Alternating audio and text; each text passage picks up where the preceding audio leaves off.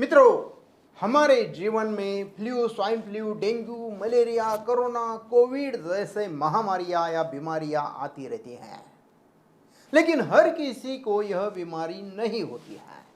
फिर भी सभी को यह बीमारी क्यों नहीं होती, यह जानने के लिए यह वीडियो अंत तक देखिए। मेरी 40 साल की चिकित्सा सेवा में अब तक मैं बहुत ऐसे लोगों से मिला हूं जो इस तरह के सवाल बार बार पूछते हैं, जैसे कि कुछ दिन पहले हम सभी घर वाले एक साथ ही यात्रा पर गए थे, तो सिर्फ मुझे ही गैस्ट्रो क्यों हुआ? क्या है इसका जवाब? इसका जवाब है उस व्यक्ति की प्रतिरोधक क्षमता कम होना। सभी लोगों ने एक साथ ही भोजन किया, लेकिन एक ही व्यक्ति को तकलीफ हुई, अन्य को नहीं। इसका मतलब यह है कि जिन लोगों की प्रतिरोधक क्षमता अच्छी है उन्हें कुछ तकलीफ नहीं होती, और जिन लोगों की रोग प्रतिरोधक क्षमता कम है वह बीमार पड़ जाते हैं। तो अगर आप जानना चाहते हैं कि इस प्रतिरोधक क्षमता को कैसे बढ़ाया जाए, तो इस वीडियो को अंत तक देखिए। दोस्तों, हमारे शरीर में nervous system, respiratory system, digestive system जैसी विभिन्न प्रणालियां होती है। इस प्रकार हमारे शरीर में इम्यूनिटी सिस्टम यानी प्रतिरोधक प्रणाली भी होती है। हर देश का एक रक्षा मंत्रालय होता है जो देश की सीमाओं की रक्षा के लिए काम करता है, न कि किसी दुश्मन के हमले का शिकार होने के लिए। इस मंत्रालय में सेना, नौसेना, वायुसेना होती है।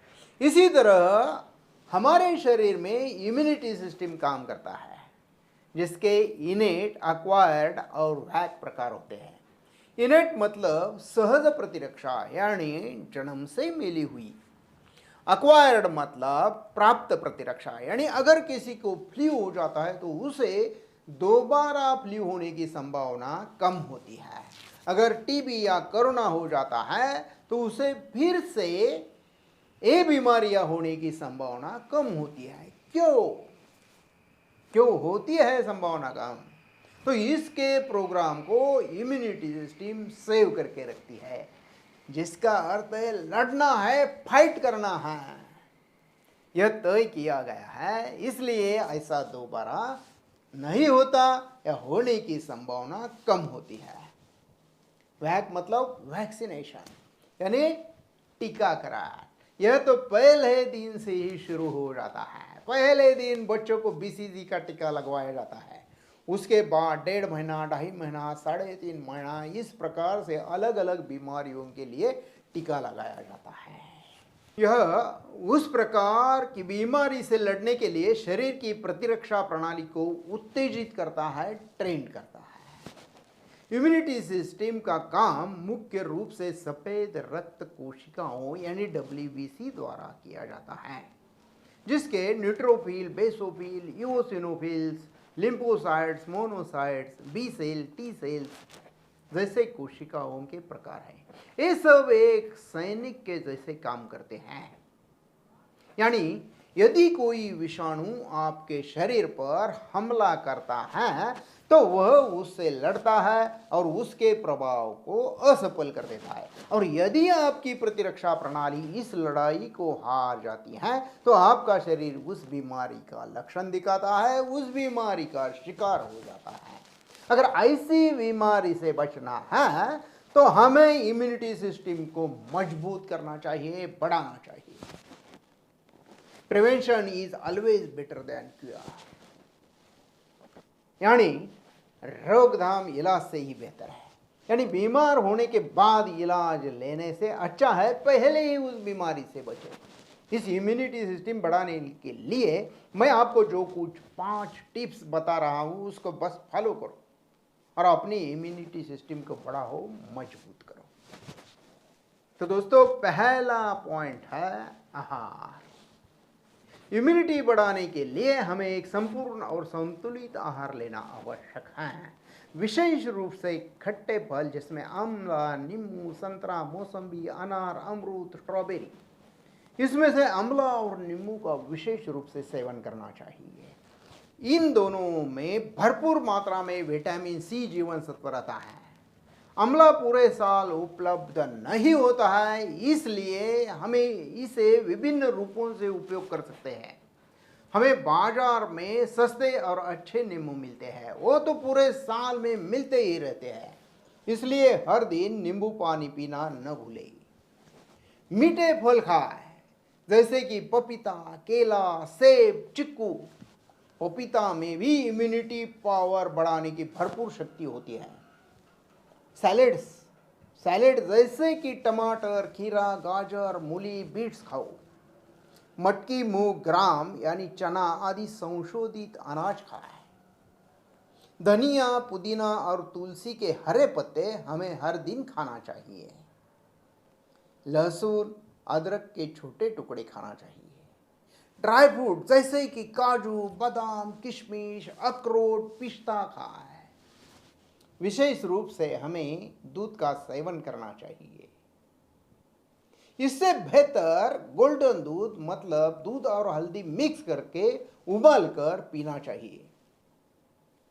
जो लोग मांसाहारी हैं वो मांस खा सकते हैं। चिकन, मटन, अंडे, इनमें उच्च प्रोटीन्स होता है। यह प्रोटीन आपकी प्रतिरक्षा शक्ति को बढ़ाता है। पानी का खूब सेवन करें। पानी आपके शरीर का विषावत पदार्थों से अपशिष्ट उत्पादों को बाहर निकालता है। ज़्यादा से ज़्यादा गर्म गुनगुना पानी पिए। नशे की लत से दूर रहे। तंबाकू, सिगरेट, शराब, हर लत आपको खा जाएगी। इन सभी से दूर रहो।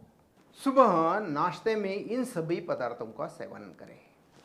मैं सुबह इम्यूनिटी डिश का सेवन करता हूँ। अभी मैंने जो पदार्थ बताए हैं उनमें से बहुत सारे पदार्थ इम्यूनिटी डिश में होते हैं।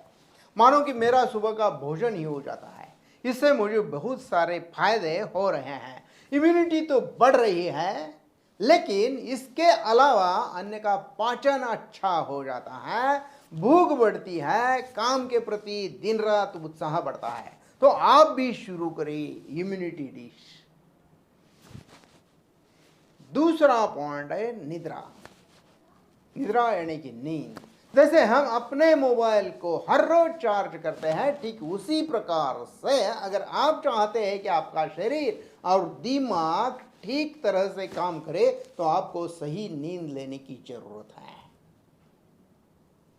निद्रायत्तम सुखम दुःखम पुष्टिकर्षम बलाबलम वृषता कलिबता ज्ञानम अज्ञानम जीवितम न च। इस संस्कृत श्लोक में हमें निद्रा के फायदे बताए गए हैं। निद्रायत्तम यानी सही निद्रा लेने से, सुखम दुःखम यानी अगर निद्रा अच्छे प्रकार से मिले तो सुख मिलता है, और जरूरी समय तक नहीं मिली तो दुख ही हो जाता है। न तो केवल शरीर का, मन का भी स्वास्थ्य बिगड़ जाता है। पुष्टि यानी कि शरीर का पोषण अच्छी तरह से होता है। कार्शम, अगर नींद बराबर नहीं होगी तो शरीर क्रश हो जाता है। बलाबलम, सम्यक निद्रा से शक्ति बढ़ जाती है, शरीर बलवान होता है। वृषता यानी सेक्स पावर बढ़ जाती है। क्लीबता यानी सेक्स पावर कम हो जाती है। ज्ञानम, बुद्धि तेज चलती है, ज्ञान मिलता है, नहीं तो उल्टा हो जाता है। जीवितम न च, अगर निद्रा सही मात्रा में नहीं मिली तो विभिन्न प्रकार के रोग होते हैं, जैसे कि ब्लड प्रेशर बढ़ता है, हार्ट अटैक भी आ सकता है, मृत्यु भी हो सकती है। तो मेरा कहना यह है कि चार्ट में दिखाया गया है उसी प्रकार अपने अपने उम्र के अनुसार सही मात्रा में सही निद्रा लेना शुरू करो। अपने उम्र के हिसाब से हमें निद्रा लेना चाहिए।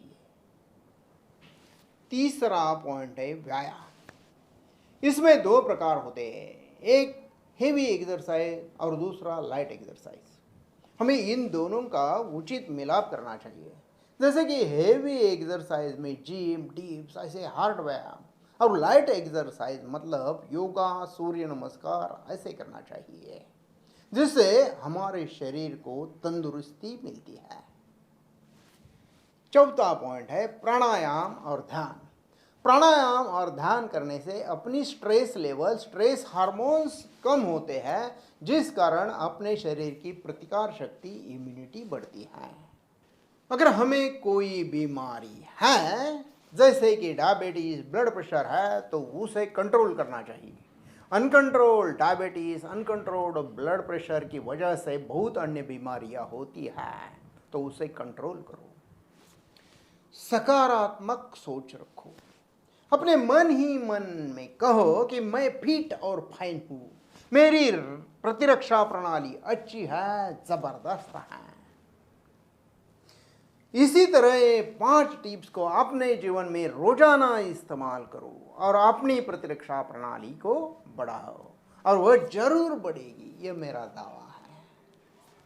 दोस्तों, आपको यह वीडियो जरूर पसंद आया होगा। हैप्पी लाइफ बाय डॉक्टर मनोहर ससाने इस चैनल को सब्सक्राइब करो, बेल आइकॉन दबाओ, लाइक करो, और यह वीडियो ज़्यादा से ज़्यादा दोस्तों और रिश्तेदारों को शेयर करो। धन्यवाद। नमस्कार।